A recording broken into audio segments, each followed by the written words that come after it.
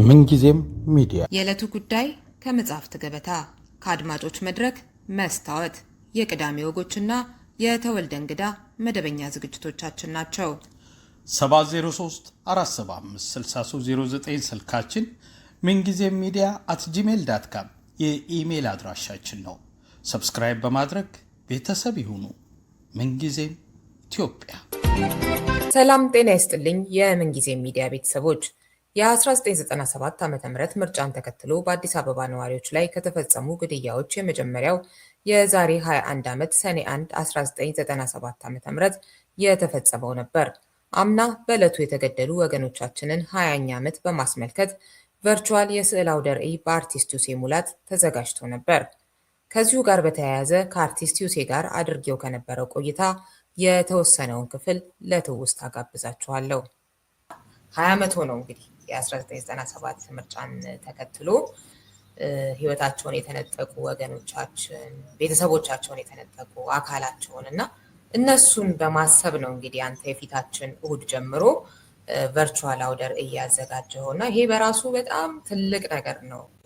እጅግ በጣም ነው እንደዚህ ጋር ማመስገን የምፈልገው ይህንን በማሰብህ በሙያህና ስክሪኑ ላይ ላድርገውና አድማጮቻችን እንዲያዩት 97 ዓመተ ምህረት ይላል። ስለ 97 ዓመተ ምህረት የ20 ዓመታት ዝምታ ቨርቹዋል የስዕል አውደ ርዕይ ነው የሚለውና በምን አይነት መልኩ ነው ያሰብከው የሚለውን ስታስብም መጀመሪያ ላይ በዚህ አይነት መልኩ ለማሰብ የቻልክበት አንድ የተለየ አጋጣሚ ካለ እሱን ብትነግረን።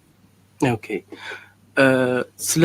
ስለዚህ ማሰብ የጀመርኩበት ምክንያት በተለይ ባለፉት ጥቂት ዓመታት ሀገራችን ውስጥ የተለያየ ቀውሶችን እያየን ነው እና ይሄ ነገር ለምን እንደሆነ ብዬ ሳስብ በቅርብ ጊዜ አይኔ ላይ ወይም በቃ አእምሮዬ ላይ መጥቶ ድቅን የሚልብኝ የ97 ጊዜ የነበረው ክስተት ነው። በቃ ህዝቡ ነፃነትን ወይም ደግሞ ለውጥን ፈልጎ ወደ አደባባይ የወጣበት ጊዜ ማለት ነው እና ያን ጊዜ ቀጥታ በፖለቲካ የሆነ መነጽር አይደለም ያየሁት። ምንድነው የዛን ጊዜ ትምህርት ቤት ውስጥ የነበሩ ቲኔጆች ሊሆን ይችላል ወይም ላይክ የ5 ዓመት የ6 ዓመት ምንም ልጆች አሁን ላይ 20ዎች ውስጥ ናቸው፣ 25 26 27 እና በአገሪቷ ውስጥ በተለያየ አቅጣጫ ታጥቀው የምናገኛቸው የዛን ጊዜ ምንም ነገር የማያውቁ ትናንሽ ልጆች ናቸው እና ምንድነው ያሰብኩት ያኔ እኮ እነዚህን ልጆች አግኝተናቸው ቢሆን ኖሮ ዛሬ ላይ ይሄ ሀገራችን ውስጥ የተፈጠረ ያለው ቀውስ ሌላ መልክ ይኖረው ነበር። ምክንያቱም ማንም ሰው ተነስተ መሳሪያ ይዘህ ሄድ ስትዩ ዝም ብሎ አይደልሽም፣ ይጠይቅሻል፣ ምክንያታዊ ይሆናል። አሁን ግን ያንን አሳይመንት አልሰራንም። ስለዚህ ያላየናቸው ዞር ብለን ያላየናቸው ልጆች እንግዲህ ደርሰው መሳሪያ ይዘው ተነስተዋል እና ምንም አይነት የሀገራዊ ጥያቄ ቢኖራቸው ለውጥ ቢፈልጉ ግን ማንን መከተል እንዳለባቸው እንኳን የሚያመዛዝኑበት መሰረታዊ እውቀት ወይም ልምድ እኛ ታላላቆቻቸው አላጋራናቸውም እና ያንን ሳስብ ነው። ስለዚህ ይህ ነገር እንዲስተካከል ምንድነው አሁንስ ቢሆን መሆን ያለበት ሲባል ያን የተፈጠረውንስ መቼ ክሬዲት ሰጠን? ስለ ለውጥ ራሱ ሲወራ እዚህ ጋር ይህን ለውጥ ያመጣው በዛኛው ብሔር ወገን በኩል የተደራጁ ወጣቶች ናቸው ይባላል። አይደለም፣ በአማራው ነው፣ በኦሮሞው ነው፣ ወይም ደግሞ በተለያዩ ማህበረሰቦች የብሔር እንግዲህ እየተከፋፈለ የለውጡን እንግዲህ ለውጥ ይሄ ኔጌቲቭ የሚሆን ያለው ብቻ ለውጥ አለ እና ይሄ መሆን የቻለው በዚህኛው ነው የተባለ የክሬዲት ወይም የእውቅና ሽሚያ አለ። ግን እውነታው ኢትዮጵያ ውስጥ ጥያቄ መጠየቅ የተጀመረው ለዛውም ደማቸውን ከፍለው ደማቸውን አፍስሰው ጥያቄ መጠየቅ የጀመሩት ምናልባት በቅርብ ልናስታውሰው የምንችለው ትልቁ ክስተት የ97 ነው እና ኢትዮጵያ ውስጥ አሁን ላይ መጣ የምንለው ምንም አይነት የፖለቲካ ንቅናቄም ይሁን ምንም አይነት የመብት ጥያቄ እንደው የሆነ ጊዜ ላይ በተሰራ ካልኩሌሽን እየተፈጠረ ነው ብዬ አላምንም። የ20 ዓመት ጉዞ ነው ብዬ አስባለሁ። በተለይ ዛሬ ላይ ሆነ ስናስበው ግን እነዛን ወጣቶች ከሞቱ በኋላ ማናችንም ያሰብናቸው አይመስለኝም። አንዳንድ ኢቨንቶች ላይ ያለው ጀግኖች ናቸው ይባላል፣ ጀነራላይዝ ተደርጎ ያንዳቸውም ስም ተነጥሎ እውቅና አይሰጥም እና ቤተሰቦቻቸውን ዞር ብለን አላየንም። እውነት አንዲት እንግዲህ በወቅቱ ባለቤቷን ያጣች እናት ያጣች ሴት መሰረት ትባላለች። በስልክ አውርቻታለሁ፣ አመት ይሆነዋል እና በወቅቱ 2 ልጆች አላቸው። ግን እሱ ህይወቱ ካለፈ በኋላ ያው በዛ በትግሉ በተቃውሞ መሀል ተገድሎ ልጆቿን ብቻዋን ማሳደግ ተገደደች፣ አልቻለችም። ያው አንዱን ልጅ ለማደገው እንደሰጠች ነው በወቅቱ የነገረችኝ። እንግዲህ 20 ዓመት ሆኖታል። አሁን ልጇ የት እንዳለም አታውቅም። ማንም ዞር ብሎ አይቷት አያውቅም። የደገፋት ምን ያላት የለም። እንደዚህ የመሳሰሉ አንዳንድ ታሪኮች አጋጥሞኛል። እንግዲህ ይሄ ባለቤቷ አዲሱ በላቸው ይባላል። በየሚዲያው ሲዘዋወር የነበረ የ97 ሰማዕት ተብሎ የተለያዩ ሰዎች ፎቶ በኮላጅ መልክ ተደርጎ ያየነው አንዱ የመጀመሪያው ላይ ያለው አዲሱ በላቸው ይባላል። እንግዲህ እያንዳንዱ እዛ ውስጥ ያሉት የራሳቸው ታሪክ አላቸው እና ምናልባት በኤግዚቢሽኑም ላይ አንድ የማነሳት የምሰራት አንዲት ወይም ደግሞ የማቀርባት አንዲት ሴት ምስል አለ። ይሄ አዲሱ በላቸው ይባላል። ልክ ነው። ምስሉ ላይ ያቀረብሽው በስኬች ኖርማሊ ፔፐር ላይ ነው የተሰራው። እቺ ባለቤቱ እንግዲህ በየአመቱ የእሱን እልፈት ታከብራለች።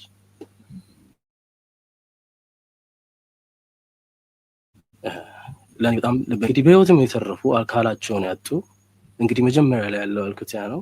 አካላቸውን ያጡ አንዳንድ ወጣቶችን በስልክ አውርቻቸዋለሁ። እንግዲህ እነሱን ሪኮግናይዝ ካላደረግን የነበረውን ነገር ዝም ብሎ በማስታወስ ብቻ ወደ ፊት መጓዝ ይቻላል ብዬ አላስብም። አንዳንዴ በጣም ስሜት የሚነኩ ለምሳሌ ኮተቤ መምህራን ኮሌጅ እዛ ውስጥ ከነበሩ ተማሪዎች መካከል እዚህ ምስሉ ላይ ያለች ልክ የአዲስ አበባ ልጆች አፍነው የአዲስ ዩኒቨርሲቲ ተማሪዎች አፍነው በወቅቱ የነበረው እንግዲህ የፌዴራል ፖሊስ አፍኖ ወደ ሰንዳፋ የፖሊስ አካዳሚ እንግዲህ እዛ ለግርፊያም ለምንም ሲወስድ መንገድ ላይ ነው አትወስዳቸውም ብለው መንገድ በዘጉበት የተገደለች ሴት ነች። የመጀመሪያ ምስል ላይ ያቀረብሻት የእሷ ራሱ የትምህርት ቤቱ ሲምቦል ነች ብዬ አስባለሁ። የትምህርት ቤቱ ብቻ ሳይሆን የአዲስ አበባም ሲምቦል ነች ብዬ አስባለሁ። በምስሉ ላይ ስሟም ታሪኳም አንድ ላይ አድርጌ በደንብ የማቀርበው ይሆናል በኤግዚቢሽኑ ላይ። ሽብሬ የሽብሬ ማለት ነው። እና እያንዳንዳቸውን ለብቻቸው ሪኮግናይዝ ማድረግ ምናልባት እኔ ስለ ወንድሜ ኃላፊነት እንደሚሰማኝ ማሳያ ይሆናል። አለበዚያ ነገ ላይ ሁሉም ወጣት በሞት ማን ዞር ብሎ ያኛል ብሎ የሚያስበው ለዛ ይመስለኛል። ናውጣ መብትህን ጠይቅ ና ተነስ ስትይው ማንም ይሰማሽ የለም በዚህ ጊዜ። ምክንያቱም ከዚህ በፊት የሆነው ነገር የሚያሳየው እኔ ወጥቼ መብቴን ብጠይቅ ነገ ላይ ዞር ብሎ የሚያየኝ ሰው የለም። እንደዚህ አይነት መልእክት ነው ያለው። እንደውም አሜሪካ ውስጥ ስላለ አንድ ሚሞሪያል መቃብር የሰማሁት ምናልባት አንቺ የበለጠ ታውቂ ይሆናል። 24 hour የሚጠበቅ መቃብር የአንድ ግለሰብ መቃብር ቦታ አለ። የአንድ ሶልጀር ነው። ያ ሶልጀር አንኖን ሶልጀር ነው፣ ስም የለው።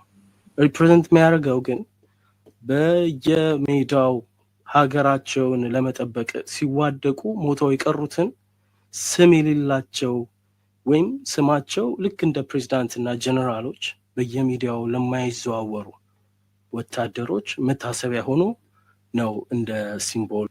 እኛ ሀገር ግን እንግዲህ ላለፉት አንዳቸውንም ምንም አይነት መታሰቢያ አላደረግንላቸውም። እንደውም ከ97ቱ ይልቅ ለብዙ ሰው አእምሮ ላይ ቀርቦ ነው የሚታየው የኢሃፓ ዘመኑ ነው።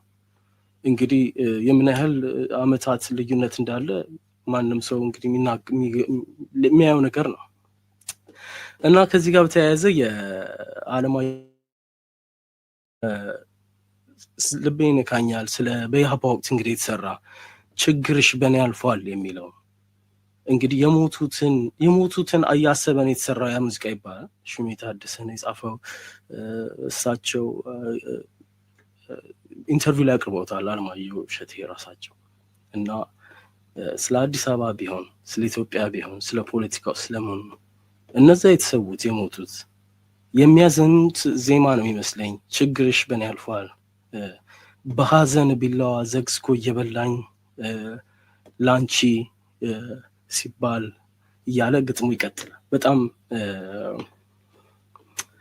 ልብ የሚነካ ሁኔታ ነው ያለው እና ይህም ኤግዚቢሽን ዋናው ነገር ሁላችንም ግድ የለም ለራሳችን ብቻ ሳይሆን ለአጠገባችን ያለውም ስለ ወንድማችን ስለ ጎረቤታችን እኛ ካልተናገርን ስለኛ ማንም መጥቶ አይናገርም እና በዚህ ኤግዚቢሽን ሌላው ነገር ምናልባት ጥሩ ተሞክሮም የሆነው ይህ ቴክኖሎጂ የፈጠረው የቨርቹዋል አርት ኤግዚቢሽን ለሰዓሊዎችን በጣም ጥሩ ኦፖርቹኒቲ ነው። ምክንያቱም ምንድነው ኤግዚቢሽን ሌክዠሪ ተደርጎ ነው ብዙ ጊዜ የሚታሰበው። በዛም የተነሳ ፊዚካሊ እዛ ቦታ የሚሄዱት በጣም ጥቂት ሰዎች ናቸው። ልክ በሙዚቃው ዓለም እንዳለው ሪቮሉሽን ሁሉ ልክ የሆነ ጊዜ ላይ ሁሉንም የሙዚቃ መሳሪያዎች የሚያካት ኪቦርድ ወይም ፒያኖ ሲመጣ ይሄ የባንዱ ነገር ትንሽ ተጎድቶ ነበር እና ሙዚቃው ግን ኦፍኮርስ አድጓል እና ተመልሶ ባንዱም መጥቷል። በስዕሉ ደግሞ ምንድነው ምንም አይነት ያድልም አልነበረውም እና ከህብረተሰቡ በጣም ሩቅ ነው። አሁን ግን ቨርቹዋል ሲሆን አንድ ኢትዮጵያዊ ሰዓሊ እንግዲህ ኢትዮጵያ ውስጥ የሚያቀርበውን ኤግዚቢሽን በመላው ዓለም እንዲታይለት ቨርቹዋሊ ማዘጋጀት ይችላል እና ኮስት ኢፌክቲቭ ነው። በጣም ተደራሽነቱ ጥሩ ነው። ኢቨን ኦሪጂናል ስዕሉን ብቻ ሳይሆን ፕሪንትም የመሸጥ እድል ይሰጠዋል እና ለስዕሉ ዓለም በጣም ትልቅ የቴክኖሎጂ ፍሬ ነው ብዬ አስባለሁ። የቨርቹዋል ኤግዚቢሽን የተለያዩ ሰዎች ካሉበት ሆነው የዛን ሰዓሊ ስዕል ይገዛሉ። እንኳን በቤቱ ያለ በሆስፒታልም ያለ እንግዲህ ኤግዚቢሽኖች መክፈቻዎች ላይ ተገኝቶ ወይም በቨርቹዋል በስልኩ ወይ በላፕቶፑ የማየት እድል ይሰጠዋል እና ይህ የሀገራችን ራሱ የህዝባችንን የከለር ላይ ያለውን አንደርስታንዲንግ ወይም እውቀት በጣም ጥሩ አድርጎ ባላንስ ሊያደርገው ይችላል ብዬ አስባለሁ። ምክንያቱም የትኛውም አካባቢ ክልልም ይሁን ሰፈርም ብቻ ኢንተርኔት እስካለው ድረስ ጥሩ ጥሩ የስዕል ኤግዚቢሽኖችን ማየት ይችላል። ይሄ ደግሞ ስለ ከለር ያለውን ስለ ኮምፖዚሽን ስለ ፎርም ያለውን ነገር በደንብ አድርጎ ያሳድገዋል እና ብዙ ሰዓሊዎችን ያሳድጋል፣ ብዙ አዳዲስ ሰዓሊዎችን ያወጣል እና ደግሞ ይሄ ትንሽ ዝብርቅርቅ ያለውን የከተማችንን ከለር ያስተካክላል የሚል እምነት አለኝ። ምክንያቱም ይሄ የእውቀታችንን ሌቭል በስዕሉ ዘርፍ ያለውን ቀስ እያለ እያቀራረበው ይሄዳል ብዬ አምናለሁ። እንግዲህ በመግቢያም እንዳልኩት በጣም ትልቅ ዓላማ ነው ይሄ። አንደኛ ቅድም ያልከው ነገር አለ። ሌላውስ ትውልድ ስለ ፍትህ፣ ስለ ሀገር፣ ስለ ወገን መስዋዕትነት መክፈልን እንዴት ነው የሚረዳው? እንደዚህ አይነት ሰዎችን ቸል ባልን፣ እንዲህ አይነት ታሪኮችን በዘነጋን ቁጥር የሚለው እንደገና ደግሞ ራሳቸው ሰዎቹ ሊታሰቡ ሊዘከሩ ስለሚገባቸው እነዚህንና ሌሎች በርካታ ትልልቅ ዓላማዎችን ማንሳት ይቻላል እና የዘነጋ ነው። ያው ለማስታወስ በተለያዩ ሰዎች የተለያዩ ነገሮች ይደረጋሉ፣ ግን በጣም አነስተኛ ነው እና ኦልሞስት እንደገለጽከው ዝምታ በሚል ሊገለጽ የሚችል አይነት ነገር አለው እና በዚህ 20 ዓመታት ውስጥ ግን ቤተሰቦቻቸው እንዴት ነበሩ የሚለውን ለምሳሌ የአዲሱ በላቸውን ቤተሰብ አንስተ ያካፈልከን አለ እና እንደዛ እነዛ ሰዎች መሞት አካል መጉደል ምናምን ጋር ብቻ አይደለም የሚቀረው፣ ቤተሰብ የሚባል ነገር አለ።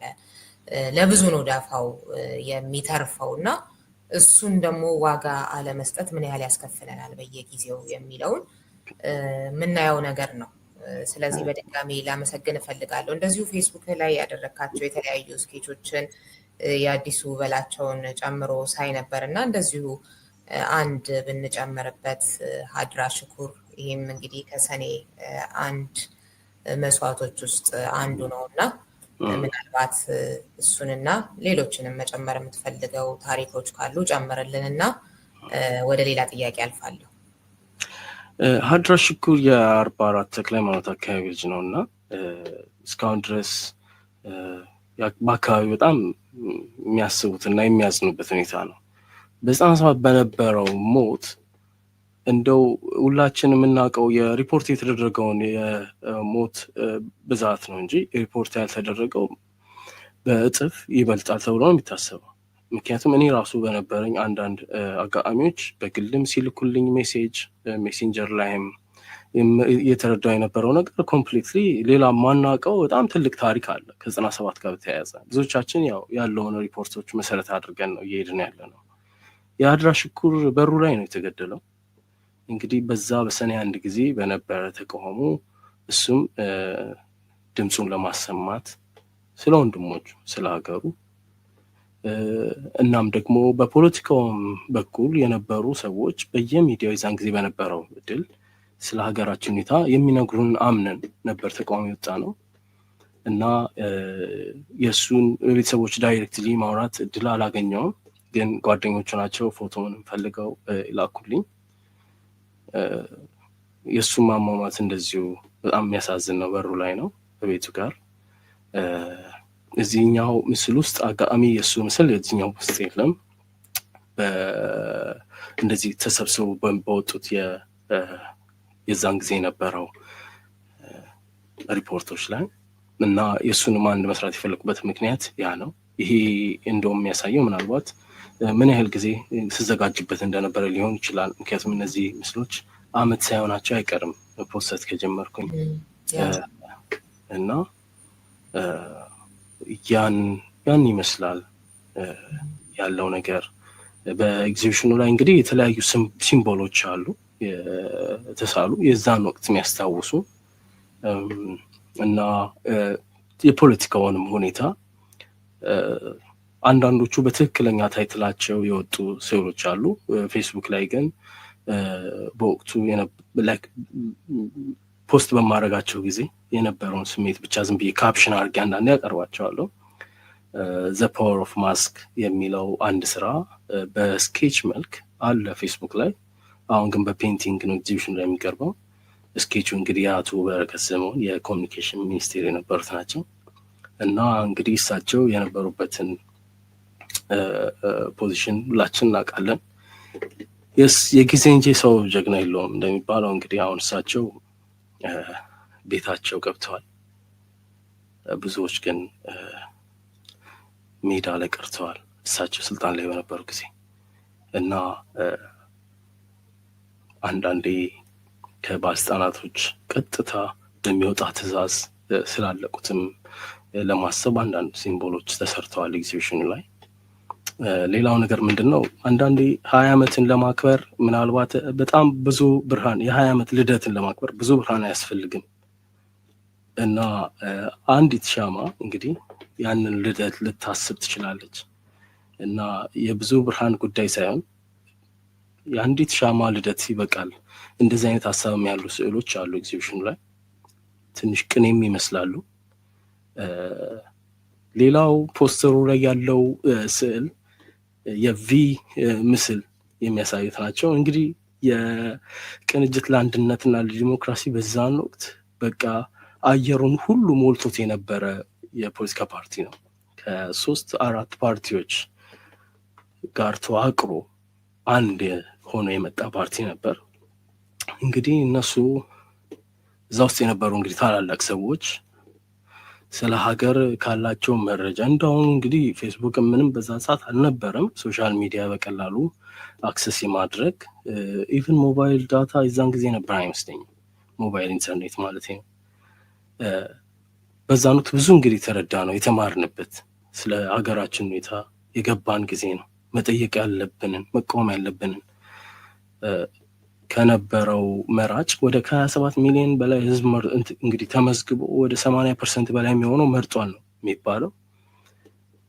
አጋጣሚ ማይካድ ሆነና የአዲስ አበባን ድምፅ ለማክበር ሞክሮ ነበር ገዢው መንግስት። እሱንም ምን ሊፈጠር እንደሚችል ጊዜ ነው የሚያውቀው። ቀጥታ ያንን ተግባራዊ ቢደረግ ኖሮ። ስለዚህ በዚህ ሰዓት የምናመሰግነውም በተለየ የምናወድሱ ምንም አይነት አካል አለ ብያለሁ። ያም ፓርቲ እንግዲህ እንደዛው በቃ አየር ላይ ቀርቷል። ብዙ ርቀት አልተጓዘም። እንደውም በዚህ 20 ዓመት ውስጥ ማን እንግዲህ እውነተኛ ብርሃን እንደሆነ እንግዲህ በዚህ ወቅት ልደታቸውን በሚያከብሩ ፖለቲከኞች እናያለን። ያን ነው የምንረዳው። አንድም ቀን ዝቅ ብሎ አያውቅም።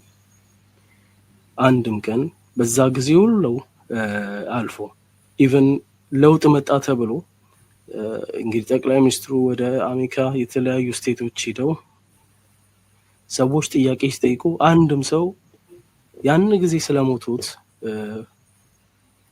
ምን ይላሉ ተብሎ ጠቅላይ ሚኒስትሩ አልጠየቁም። አንዳቸውም ዞር ብሎ ያሰባቸው የለም። ጥሩ ጊዜ ቢመጣ ጊዜ እንደውም በጉብዝና ጊዜ አስብ ነው የሚባለው።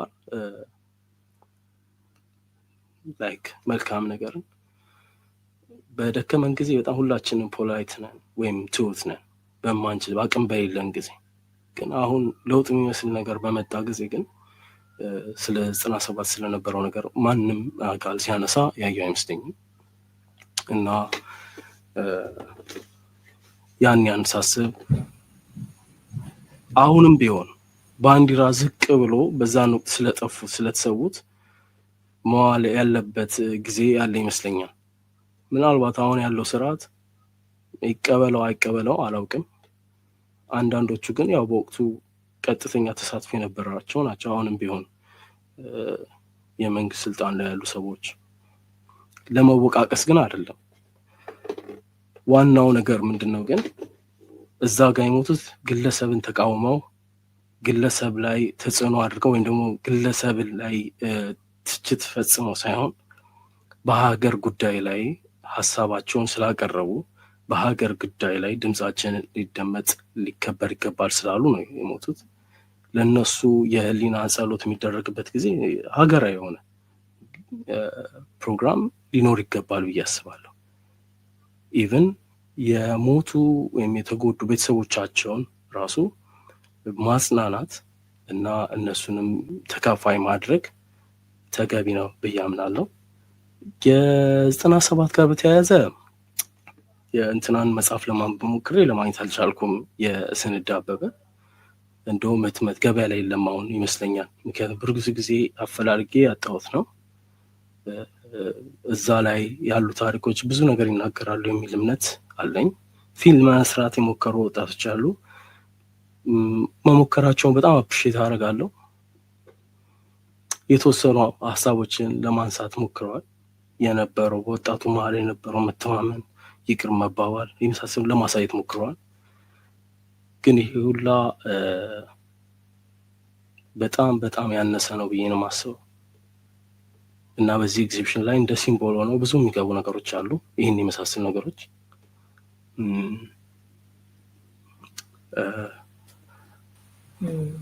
ይህን ይመስላል። እንዳልከው ነው። በአብዛኛው ከተወሰኑ ሙከራዎች በስተቀር በተለይም ደግሞ ይሄኛው አንጻራዊ ለውጥ ሲመጣ ሞቅታው ሆይታው ምናምን ወደፊት እንጂ ወደኋላ መለስ ማለትን ለበጎ ማለት ነው። እንደው ለሰዎቹ ቅናት ትስጥ፣ እንደው ዋጋ ትስጥ። ግን ቢያንስ ለራስ ስትል ቅድም የጠቀስናቸውን ነገሮች ነገ እንደው ለሀገር ይቆማለሁ የሚል ሰው ከማፍራት አንጻር እንኳን እነሱን መዘከሩ ቢቀር ከዛ አንጻር እንትን አልተባለም። ፍትህ መጠየቅ ራሱ እንትን ነበር፣ እንደ ቂም በቀለኝነት የሚቆጠርበት ጊዜ ነበር። ድምፆችን ለማፈን ዛሬ ብዙዎቹ ተቋጥተዋል። በእርግጥ የሚውተረተሩበት ጊዜ ነበር። ያኔም ግን ድምፃቸውን ለማሰማት የሞከሩ ደግሞ ለምሳሌ ዳኛ ፍሬሕይወት ሳሙኤልን ማሰብ እችላለሁ። እንደገና ጉዳዩ ተነስቶ በአግባቡ የውሸት ሪፖርት የእነሱን የእውነት ሪፖርት ተትቶ እነሱ የተሰደዱበት ጉዳይ ማለት ነው ብዙ የከፈሉበት ዳኛ ፍሬሕይወት ጓዶቹ ሌላ ሪፖርት የቀረበበትና እነዚህን ምስኪን ሰዎች ልክ እንደ ባንክ ዘራፊ እንደምናምን አድርጎ ህፃን ልጅ እነ ነብዩን ሳይቀር ለማሳየት የተሞከረበት ብዙ ነገር ነበር እንደምታስታውሱ። እሱ እውነተኛ ሪፖርት የሚቀርብበትን እነሱ ሰርተውት የነበረው አጥንተውት የነበረውን እና በውሸት የተቀየረውን ነገር ታሪክ በትክክል የሚዘጋበትን ነገር ለመፍጠር ሞክረው ነበር። የተወሰነ ርቀት ሄደው ያልተቻለበት ሰፊ የሆነ ነገር ነበረው እና ምናልባት ያ ሁሉንም እንትን እንዳንል ብዬ ነው። እንዲህ አይነት የሞከሩ ሰዎች ነበሩ። ቅድም ስታነሳ ቶምብ ኦፍ ዘ አንኖውን ሶልጀር እየተባለ የማይታወቅ ወታደር የተባለ ምሳሌያዊ በሆነ መንገድ በጦርነት ለታጡ በተለይም ደግሞ የት እንኳን እንደወደቁ አስክሬናቸው ሳይታወቅ እነዛን ሰዎች ለማሰብ የሚደረግ እንግዲህ ምን ያህል ጥረት እንዳለ አንስተ ነበር በዚህ አሜሪካና እንደዛ እነዚህ ሰዎች ደግሞ ስማቸው መልካቸው እንደዚህ ይታወቃል እንዳልከው ቤተሰቦቻቸው ምናምን እነሱን እንኳን በምን ያህል መልኩ ለማስታወስ እንዳልሞከርን እንደዘነጋናቸው እንደዚህ ስታስብ ደግሞ ይጨምራል አይደል? በየጊዜው አንዱ ስትራቴጂ ይጨምራል። ትላንት የሚለው ነገር ይሄ 20 ዓመት ምናምን አይደለም ያሁኑ ትላንት እንኳን እየተረሳ ምናምን እሱም ነገር ነው ብዬ አስባለሁኝ። እና በዚህ ሁሉ መሀል ደግሞ አይ የዘነጋናቸው አሉ የዘነጋነው ትልቅ የታሪክ ክስተት ብሎ በበቂ አይነት ሁኔታ ማለት ነው ዋጋ ያልሰጠነው እንደዚህ ማስታወስ በጣም በጣም ትልቅ ነገር ነው። እና እንደው ይሄኛውን ብቻ አይደለም የ20 ዓመቱ ላይ ብቻ አይደለም በተለያየ ጊዜ ያለሁኝ ለፍትህ ለነጻነት የከፈሉ ሰዎችን እንደዚህ በስኬች አማካኝነት ለማስታወስ የምታደርገውን ነገር እና ጥበብን ለአንዳች ዓላማ ከፍትህ ከነጻነት ከእኩልነት ጋር ለተያያዘ ለሱ የመጠቀም ነገር ያለው ወይ እንትን ሞልቶ እንዲህ አይነት ነገሮች አይምሮህን ስለሚይዙት እሱ እየተገለጸ ነው ወይስ ሆም ብለህ ደግሞ ኖ አርት ለዚህ መዋል አለበት ከሚል ዓላማ ነው? እሱን እስኪ። ጥሩ ነጥብ ነው። የተለያዩ ዋጋ የከፈሉ ሰዎችን በስኬችም በተለያዩ መንገድ ስላለው አዎ ግን ምስለው ብዙ ጊዜ ልሳል ብዬ ሳይሆን በጣም ውስጤ በጣም ሞልቶ ሲገፋኝ ነው ምስሉንም አእምሮዬ ላይ ማገኘው። እና እንግዲህ አንዳርጋቸው ጽጌ ተፈቶ የነበረ ጊዜ ላይ አዲስ አበባ አልነበርኩም፣ ግን ደግሞ እዚህ ለንደን የእሱን ዌልካም ፕሮግራም ሲዘጋጅ የእሳቸውንም ፖርትሬት ላይቭ ፔንት ሰርተን ነበር። ምንድነው ስዕል ምንጊዜም ሁለት አይነት ጎን ሊኖረው ይገባል የሚል እምነት አለኝ። አንደኛው ነገር ምንድነው ወደ ህዝቡ መድረስ መቻል አለበት። ለምሳሌ በሙዚቃው ጃዝ እና ይሄ ኢንስትሩሜንታል የሆኑ ሙዚቃዎች አሉ፣ ደግሞ በጣም ላይሪክስ ያላቸውና የሰውን ታሪክ የሰውን ስነልቦና የሚነኩ ብዙ ሙዚቃዎች ይሰራሉ። ልክ እንደዛው ማለት ነው። በስዕሉም ውስጥ ትንሽ ወደ ህዝቡ የሚቀራረብ ነገር ያስፈልገዋል። አልበለዚያ የራሱን ታሪክ እዛ ስዕል ውስጥ ገብቶ የሚያይበት እድል ከሌለው የሚኖረው ሰውንና ተመልካቹንና ወይም ስራውን የሚያያይዘው ቦንድ ትንሽ ረቂቅ ይሆንና በጣም እድሉን ጠባብ ያደርገዋል። ግን ቀስ እያለ ስዕሉ ወደ ማህበረሰቡ መሄድ አለበት። ደግሞ አንድ መንገድ ነው። አንዳንዴ ጥሩ የሚጽፉ ሰዎች ስሜታቸውን፣ ውስጣቸውን፣ ቁጣቸውን በጽሁፋቸው ያወጣሉ። እኔ በጣም ሀገሬን እወዳለሁ እና ስለ ሀገሬ ሳስብ በየዕለቱ የሚሆኑ ክስተቶችን አያለው። አንዳንዴ ወጣቱን ሲተች አንዳንዱ ተገቢ ነው፣ አንዳንዱን ትንሽ ከፍ ያለና በጣም የከፋ ይሆናል ብዬ አስባለሁ። ምክንያቱም እኛም ምናልባት ወጣት ስለኔ እንግዲህ ብዙም እንትኑን ከወጣቱ ዓለም ወይ ከወጣው አላቅም ከ36 ዓመቴ ነው። ለማንኛውም በ97 ጊዜ ለመምረጥም አልደረስኩም። ዛን ጊዜ 17 ዓመቴ ነው፣ ግን ሰልፉ ላይ ነበርኩ እስከ ልደታ ምን ያው ለትንሽ አመለጠ። እንግዲህ ወያኔ የኔን ድምፅ ልትበላ ነበር ልሰርቅ በጋ አልሳካላትም። እና እንግዲህ ምንም የዛን ያክል ያደረግነው እንግዲህ ምናልባት ታላላቆቻችንን አሁን ላለው ወጣት የሰራ ነው ያመቻቸነው ነገር የለም ብዬ ማምነው። ሆኖም ግን ደግሞ በጣም አንዳንዴ መስመር ሲስቱ የሚያስተካክሉ ነገሮች አሉ። ስዕሉ የውስጣችንን ሀሳባችን የምንገልጽበት ነው እና ሁሌም ፖስት አላረግም። ላይክ እንደ ዊክሊ አይነት ነገር በየሳምንቱ ወይ በየወሩ ምናምን ቀን ገደብ አስቀምጬ ምናምን እንደዛ አይደለም። አንዳንዴ ለወራት ምጠፋበት ጊዜ አለ፣ አንዳንዴ ለአመት። ግን በቃ በጣም ውስጤ ሲሞላ ግን እስላለሁ። ስዕሉን ከጨረስኩት ለሰዎችም አጋራለሁ። ፔንቲንግ ከሆነ አቆየዋለሁ፣ ስኬች ከሆነ ግን አጋራዋለሁ። እና ፖለቲካው የእኛን ማህበረሰብ ካይሹ በቃ ፖለቲካው ነው እስካሁን ድረስ ትምህርታችን ላይ እንዳንሰራ፣ ኢኮኖሚው ላይ እንዳንሰራ፣ ግብርናው ሊሆን ይችላል፣ በሁሉም በቴክኖሎጂው እንዳንሰራ እስካሁን ድረስ ትልቅ እንቅፋት ሆኖ የያዘን ፖለቲካው ነው። እና ፖለቲካውን ዞር ማድረግ አይቻልም። እንደ አንድ ነጠል ያለ የሆነ የፈለገ ሰው ብቻ የሚከታተለው ነገር ነው ብዬ አላስብም ፖለቲካው። እና የሁሉም እንግዲህ በሙዚቃው ዘርፍ ብዙ ይላሉ የፖለቲካውን ለማስተካከል፣ አንዳንዴ አቅጣጫም ለማሳየት የሚሞክሩ ሙዚቀኞች አሉ። በስዕሉም ዘርፍ ያ ነው። ግን ቅድም ያወራሽኝ ስለ ዳኛ ፍሬት ስለዛ ሲነሳ ምንድነው ዝምታ፣ ምናልባት በቃ ዝምታው አበቃ ብለን በቃ አሁን ሆነ ምንለው መቼ ነው ከተባለ የኔ ኤግዚቢሽን እንደ አንዲት ምናልባት ጠብታ ልትሆን ትችላለች።